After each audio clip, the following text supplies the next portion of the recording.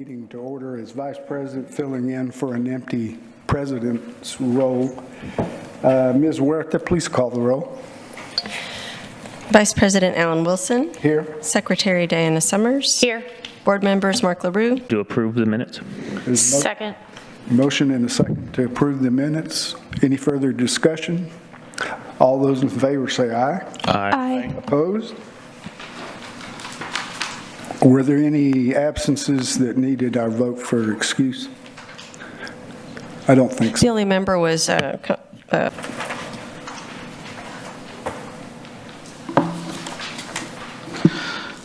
afternoon, Sergio Villasana, Director of Finance. Okay, I'm going to jump into slide number 2, and if you jump to the bottom table on the slide, we'll start there with the Housing Fund. These are the statements for the months ending August 31st, 2024. And the Housing Fund, we started the fiscal year with a fund balance of 2.2 million. We had revenues as of August 31st of 633,000.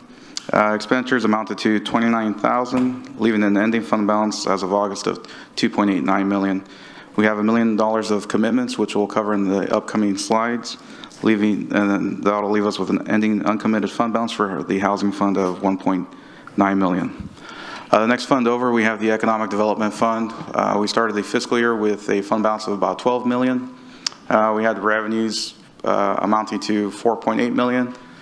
We had expenses and transfers out of about 2 million. This would leave an ending fund balance of 14.7 million. We do have 6.4 million of commitments for the Economic Development Fund, which leaves us an ending uncommitted fund balance of 8.2 million. The next fund over, we have the Streets Funds. We started the fiscal year 2024 with a fund balance of 237,000. We had revenues and transfers in of about 3.7 million. Expenses and transfers out amounted to 43,708. We ended August 31st with a fund balance of about 3.9 million. We do have 4.3 million in commitments for streets. This leaves an unfavorable balance of 416,000. The next slide is just a recap of the expenditures year to date as of August 31st.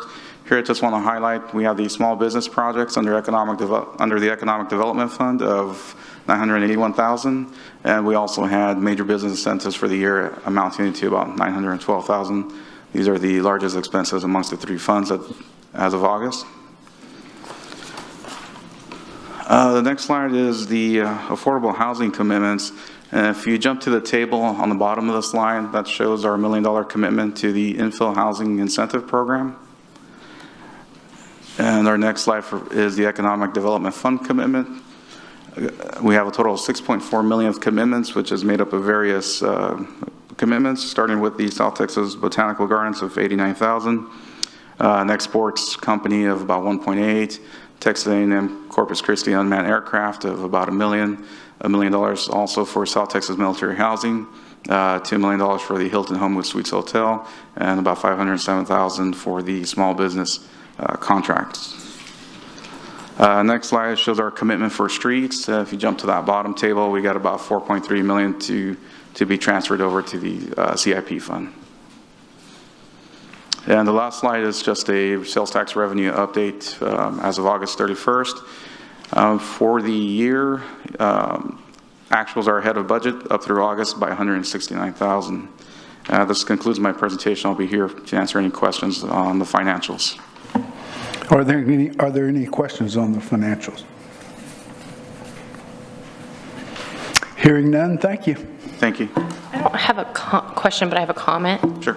On the sales tax revenue update slide, on the totals for the year, could we get just like a total through the actual month, like August to August? Because it looks like we're behind when you look at the bottom line, but it doesn't factor in September yet. So it would just be interesting to see where we're trending for the year from a previous year. I'm sorry, do you want to see the actuals over actuals or the actuals over? A total. So like the totals right now, 2022 to 2023, it's through September, but 2023 to 2024 is just through August because we haven't gotten September numbers. But it would just be interesting to see how we're trending between the years. Total. Yes. Yeah, definitely can do that. I think we're a little more than 2% ahead Perfect. of actual over actual, so. Thank you. Any other questions or comments? Thank you. Thank you. So next on the agenda is the election of officers for a term ending September 30th, 2025. There are 3 offices, President, Vice President, and Secretary. We'll take each office one at a time, and I will open the floor for nominations now for the President. Alan, I nominate Alan Wilson as president. Second. I would like to nominate Diana Summers. There's no second necessary. Okay. Yeah. Any other nominations? Okay, we'll close the nominations, and we'll ask for a vote, and Ms. Huerta. Okay. So I'm going to go ahead and ask each of you to vote.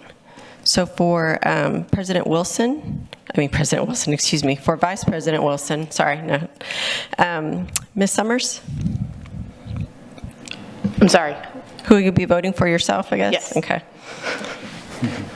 Okay. Mr. LaRue? Alan Wilson. Okay. Mr. Jimenez?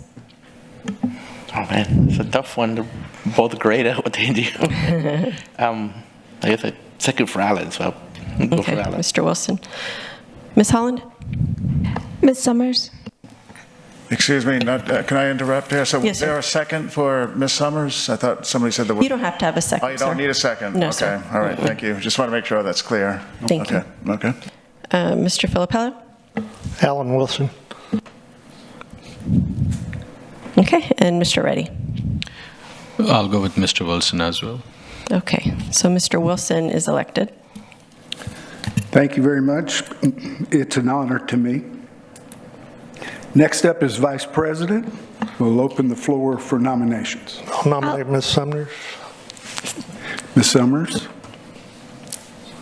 Are there any other nominations? Being none, I'll close the floor for nominations, and do we even need to take a... We can do it by unanimous consent, yes, if We all have of you agree. unanimous consent? Yes. Yes. Yes. All right. And then the final office is for the office of Secretary, and I will open the floor for nominations. I nominate Mr. Jimenez. Are there any other nominations? I second, please, if there's, there's no second, but Yeah. sorry. That's okay. Are there any other nominations? Hearing none, there's one candidate, so could we, by unanimous consent, Yes, sir, as long as it's agree unanimous, yes. to elect JJ as Secretary? Yes, sir. Okay, thank you. Congratulations. Thank you. Thank you. There's been a slight change in item number 4. Today we will get a briefing, but it will not be an action item until we'll bring it back next time. Is that correct? That's correct? Yes, sir, that's correct. Go ahead, Tyler. Good afternoon, Tyler Florence, Assistant Director of Parks and Recreation. Today I'm presenting an agreement with TGLO to mitigate shoreline erosion of parks along the Corpus Christi Bay. The Parks and Recreation Department, in conjunction with TGLO, under the Coastal Erosion Planning and Response Act, proposes to enter into a cooperation agreement to address the eroding shorelines and elevated bluffs of the following parks: Oleander Point at Cole Park, Ropes Park, and Ponish Park. The purpose of the project is to design hybrid solutions that will reduce erosion and increase stability of small pocket beaches that provide public access to the bay. Part of this proposal requests funding for Phase 1, which is data collection as part of Task 1, and preliminary alternative analysis, which is Task 2. Professional services would be conducted by HDR, which provides architecture, engineering, environmental, and construction services. And on this slide, just gives you an idea of the type of visitation that these parks receive annually.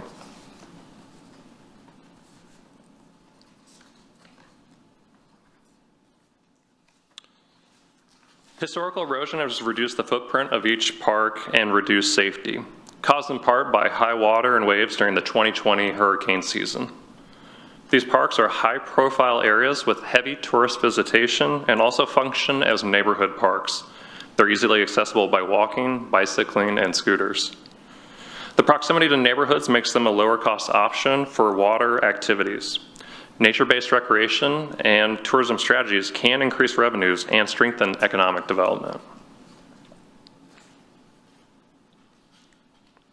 Next, I'm going to be talking a little bit about project goals. As you see here, some of the goals include stabilizing and enhancing the pocket beaches, applying living hybrid shoreline stabilization techniques, and protecting park acreage and infrastructure. One thing to note is that this grant is for erosion mitigation only. The city would have to fund recreation-specific enhancements separately. Now, the thing is, when we've talked with our partners at HDR, they can design the erosion stabilization techniques in such a way to make it possible to provide these future recreation enhancements.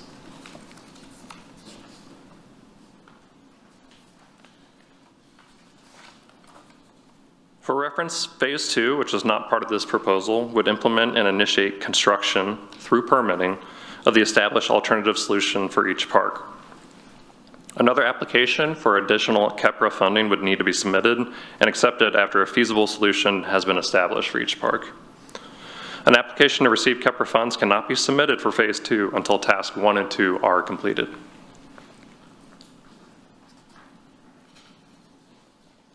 And on this next slide, it just goes into a little bit more detail about the specific tasks that HDR would be performing under this work order.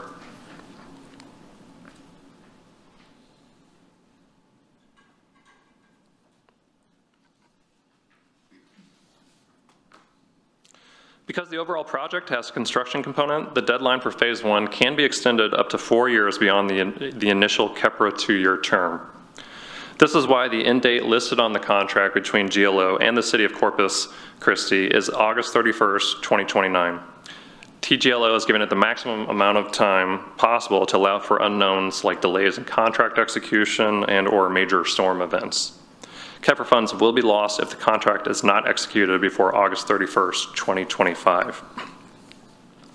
The work order from TGLO to HDR is already drafted and ready to go. It is simply pending execution of the contract between the city and TGLO. The work order covers data collection and preliminary alternatives analysis. The work for both tasks is scheduled to be completed by 270 days, or about 9 months from issuance of the notice to proceed, which occurs after the work order is executed.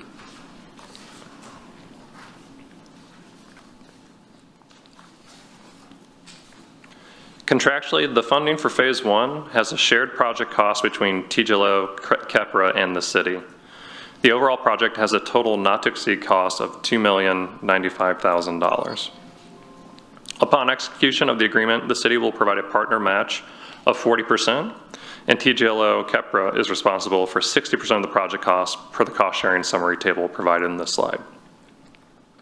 If there are any remaining funds, we can use them to begin the permitting process under this phase with a second HDR work order.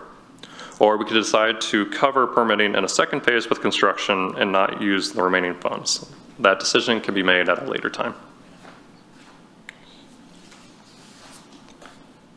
By going forward with Phase 1 of the KEPRA award, there is a high likelihood that subsequent KEPRA funding will be available for the construction of the stabilization alternative that is selected. TGLO is committed to this project based on our communication, and this represents huge cost savings to the city, and we would be unlikely to find another funding source outside of the city for this project. And I'll stand by for any questions. Okay, like I said, this is a briefing today, but this is a good time if you have questions to ask Tyler. Are there any questions?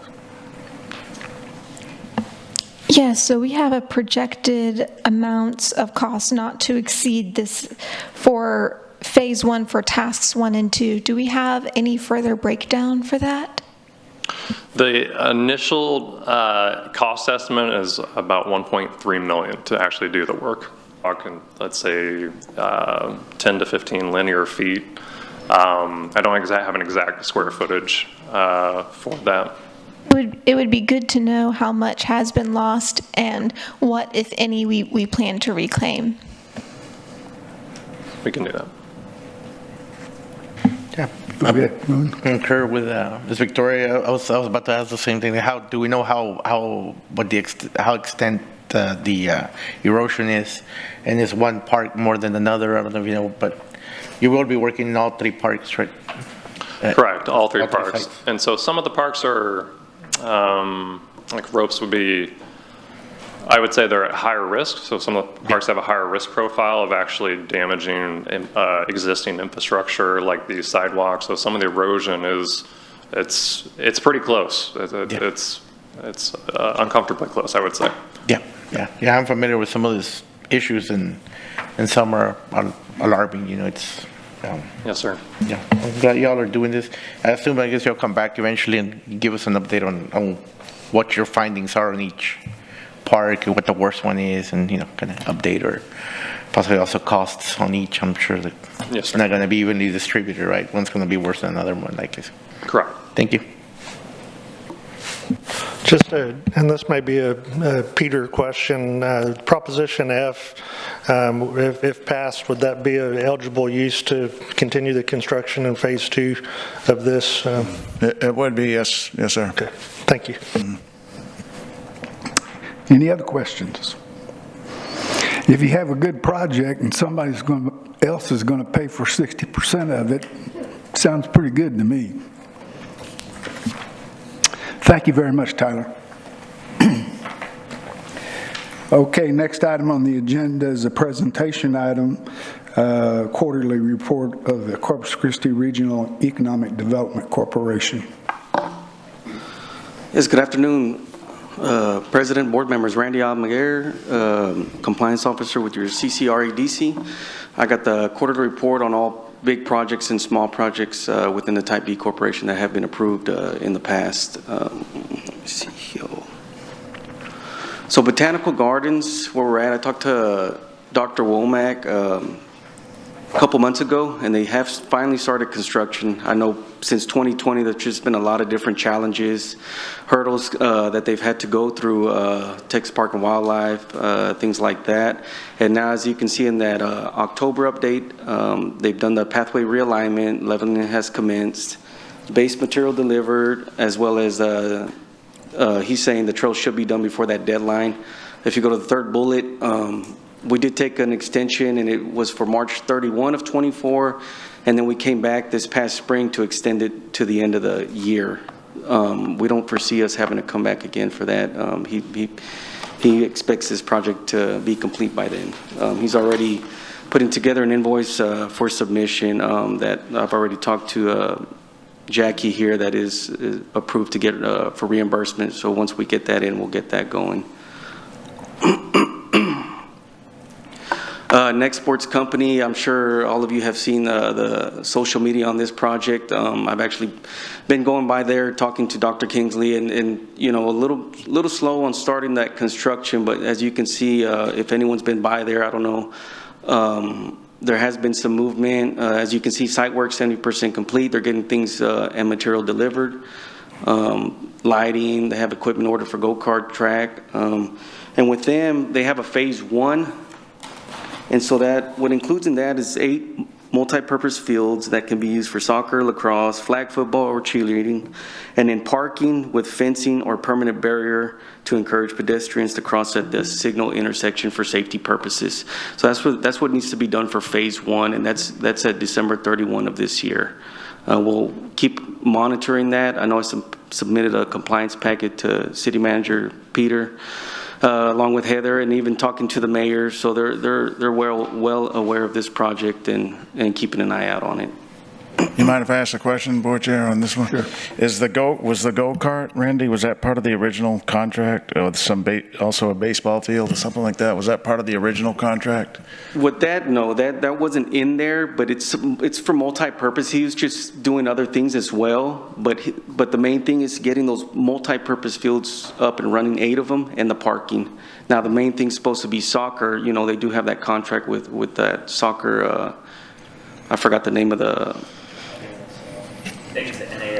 Yeah, I think so, but that's the main focus. But they're also going to offer other different amenities, but that wasn't in there, no, sir. Are they being reimbursed for the go-kart? No, they're being reimbursed for certain infrastructure improvements, and again, that's for the 8 multi-purpose fields. So it's going to be soccer fields, but they're going to be utilizing for other things as well. Okay, is a If that makes go-kart on a sense. soccer field, or is it separate area? I think that's on the separate, I got to see what that looks like, but that's what he had submitted, some of the information on there. He's going to want to do other things. I don't know if that's on the outside, what that looks like. I can get more information and pass that along. Yeah, we do need it. I think we're trying to schedule a meeting, right, to better understand this thing, but, okay. Would you like me to schedule that, or? We're or trying, but however? we won't bother the board here. We'll Okay. work with you. No. Yes, sir. Thank you. Yes, sir. Any other questions on this project? I do. So we've already extended this Phase 1 agreement once from 2022 to 2024, correct? Yes, ma'am. So it says here that the underground drainage system is 100% complete. Has that been inspected by Development Services? That I don't know. I can get that answer for you, though. I can reach out. Because we are coming up on that deadline, and so if that hasn't been inspected, approved, I do have some concerns about the completion date again. And then on the parking, it says limestone and gravels awaiting asphalt. How long has that been waiting asphalt to be laid?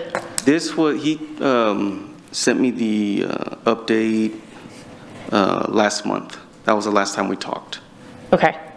So, because, I mean, we've had some significant rainstorms come through, and that'll affect the grading. Yes. As well as the drainage. And So if and he we're was not, having issues if with he's that. not getting that timely, I just want to make sure we're pushing towards that December 31st deadline, that we're not extending again for the Phase 1. Yes, absolutely. We've been keeping in constant contact, and I keep reiterating that deadline, and he's, you know, we're going to get it done, we're going to get it done, we're going to get it done. And that's where we're at right now. But I can definitely get those answers on the sidebar there with an email to you on what you're looking for. Thank you. And here we got Texas A&M. Here was another one that we extended. They had a construction completion date, and we pushed that out to December 31. As you can see, they're about 52% as of August when I talked to Jamie with TAMU CC. And then broken out where you see they're at: sheet rock 78%, ductwork 90%, water piping, sewer piping 100%. So they fully expect to be on the construction completion date with the agreement by December 31, and the total contract doesn't expire till 28. And you can see how much has been paid and how much is remaining. And in Homewood Suites, I don't have a time lapse like I did last time. Nothing significant from that last quarterly where they're at. No delays other than a little bit of inclement weather with the rain, but they're pushing along. They fully expect to be done by next year. Again, this is the creation of 65 full-time jobs, 5-story hotel, 120 hotel rooms, and of course they're going to have the high-end features and amenities. So here are, I'm going to go into the small business projects. This was approved last week by City Council unanimously, and I don't know if anyone got to watch that in public comment. There was a lot of great stories during public comment about these specific programs and the impact they have in the local community. So those were great. I don't know if y'all have time sometime this week to go watch that. So score. Here we have, it's an $83,500 for the fiscal year. As you can see, they'll have $283 going back to fund balance. It paid out $83,216. Again, this is with the 13 certified mentors, 7 are self-employed or employed full-time, 6 are retired. And as you can see, the April through June report, 622 cases, 44 workshops with 531 unique attendees, and they had 8 cases that were face-to-face. Live Fund, we came back in this past summer talking about Live Fund, how they had a 200,000, as you can see, for FY24, and they were going to scale it back to 150 or FY25. As you can see, they hit 150. So they ended up getting about 4 or 5 different loans processed through that were great for those small businesses to help them out. As you can see, the loans totaling $446,000. Again, this is a fiscal year program. And here's our internship with Texas A&M. It's a $150,000 grant. They've had 52 interns with 37 companies across 13 different industries. Paid $68,000. That component there that I believe Diana Summers wanted was that intern to full-time. As you can see, 6 have converted to full-time positions as they're doing their internships being offered. And I was going to ask, I would assume the full-time employment, those are graduates. Yes. So of the interns, it would be nice to know how many of those were graduates. Okay. To know how many of them actually got placed into full-time positions upon graduation. Okay, I can do that. Same thing for Del Mar. Yes, ma'am. Thank you. Mm-hmm. And just a question on that program. I'm just curious, why are nonprofits excluded from being able to utilize the program? I'm not too sure on that. Okay. I know that's been mentioned before, but I don't know the reason. I don't know. Okay. I'll get that answer for you. Just as a nonprofit, we hire interns constantly, and we've actually turned 2 of those internships into full-time positions. So just something to think about. If there's a reason, I'd be curious to know what the exclusion was. But I'll get that for you. And here's Del Mar's Apex Accelerators. These help small businesses with government contracts at the local, state, and federal level. It's a $105,000 grant. They've helped 117 unique clients, contracts totaling $116.2 million with 754 attendees. This grant's paid almost $57,000, and this is a calendar year program. It expires at the end of this year.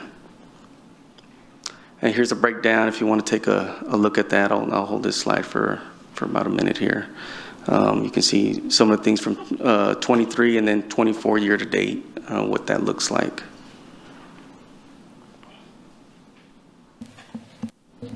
I have a question. We're seeing, a 2/3 drop in number of unique clients. Do we have any insight into that? From 23, I can ask. I saw that as well. They may pick up in the fall. And again, we still have a few months. They're reporting, so we're in October. They're only reporting up to September. So we got another 3 months that may shoot up, but there may be a reason why something's, could be happening, but great question.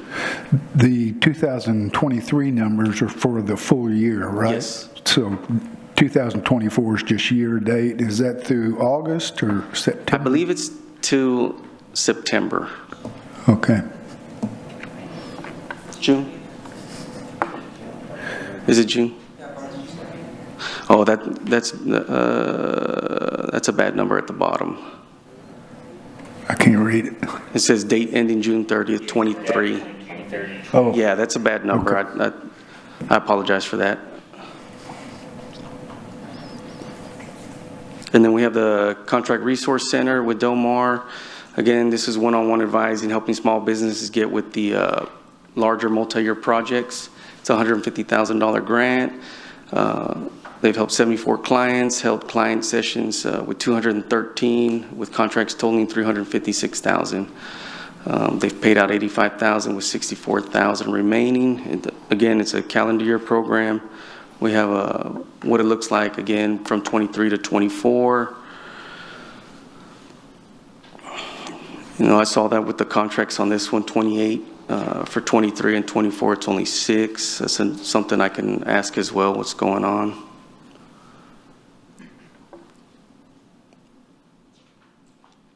And then here we have the Cyber Center. This one was, first year was last year, and the board approved it again for this calendar year. The program manager has met one-on-one with 11 different clients, totaling 32 hours, also coordinating with the SBDC, Apex, and CRC to continue that outreach for additional clients. They've had webinars and in-person training with 94 participants and 19 presenters. This is another one that expires at the end of this year. On the previous slide, did you say you were going to check that value of contracts? It says 8 million? Yes. Well, compared to 24, yes. Yeah. And then with the amount of contracts that was provided. Kind of like to know the story there. Yeah.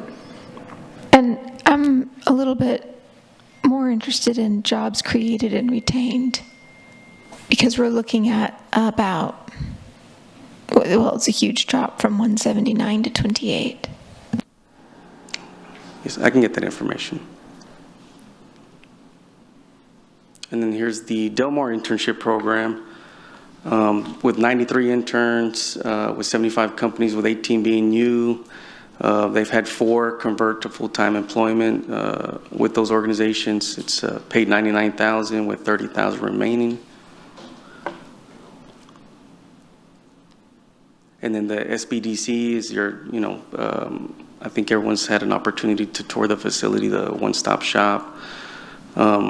They've helped 32 business expansions, 171 training events, 208 new jobs, and 192 retained jobs. It's a $150,000 grant that's been paid, expires at December 31. And then here's information provided from the SBDC. And I believe that concludes my presentation, yes. To our new board members, I'd like to encourage you to go to the Small Business Development Center. There's a lot more there than you might think. Yes, sir, I've done so, and it's Okay. very impressive. Well, yeah, you're way ahead of the game. Okay, any other questions for Randy? Thank you, Randy. Thank you. Good job, Randy. Thank you.